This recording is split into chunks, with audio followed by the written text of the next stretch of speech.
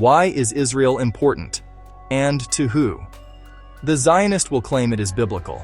That is rubbish and they know it, but it works to a great extent. And it is all they have. Before we delve in this subject, it is important to understand who and what Israel is.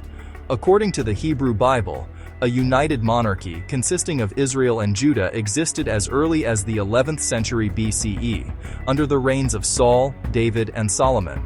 The Great Kingdom later was separated into two smaller kingdoms: Israel, containing the cities of Shechem and Samaria, in the north, and Judah, containing Jerusalem and Solomon's Temple, in the south.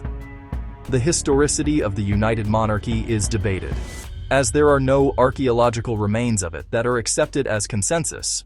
Jerusalem, a part of Judah, was besieged from 589–587 BC, marking the final phase of Judah's revolts against Babylon. Nebuchadnezzar II, king of the Neo-Babylonian Empire, besieged Judah's capital city for approximately 30 months. The city ultimately fell in the summer of 587 BC, after which the Babylonians systematically destroyed Jerusalem and razed Solomon's Temple. The kingdom was dissolved, and a large segment of the population was exiled to Babylonia. Notice, the kingdom was dissolved. When and why was the new so-called State of Israel formed? I am a student of history and politics. They are one and the same, as politics determines history. President Franklin Delano Roosevelt stated it most clearly. In politics, nothing happens by accident.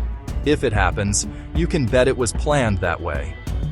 As Franklin Roosevelt stated, Israel was planned. Planned by whom and why? The planning began in 1773 in Frankfurt, Germany, when Nathan Meyer Rothschild, who headed the Rothschild banks, employed.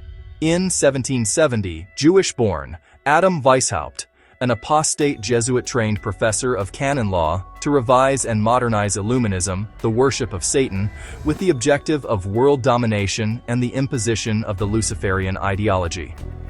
Rothschild was sent to London to establish the Rothschild Family Bank in London and soon became the most powerful banker in London.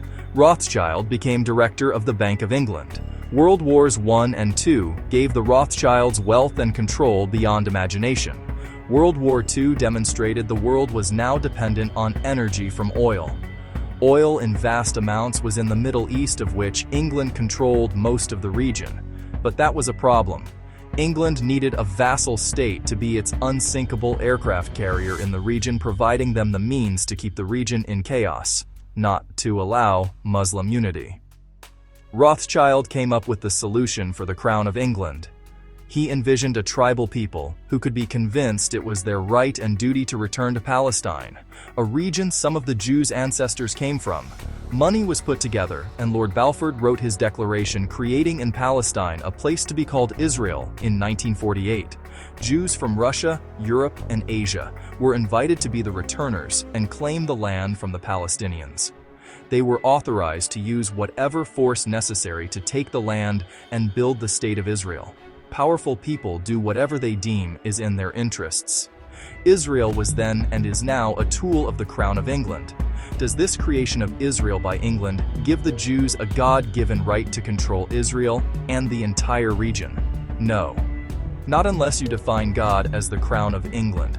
With understanding, one can see why the United States and England provide such vast sums to keep the Jews in power. They own them.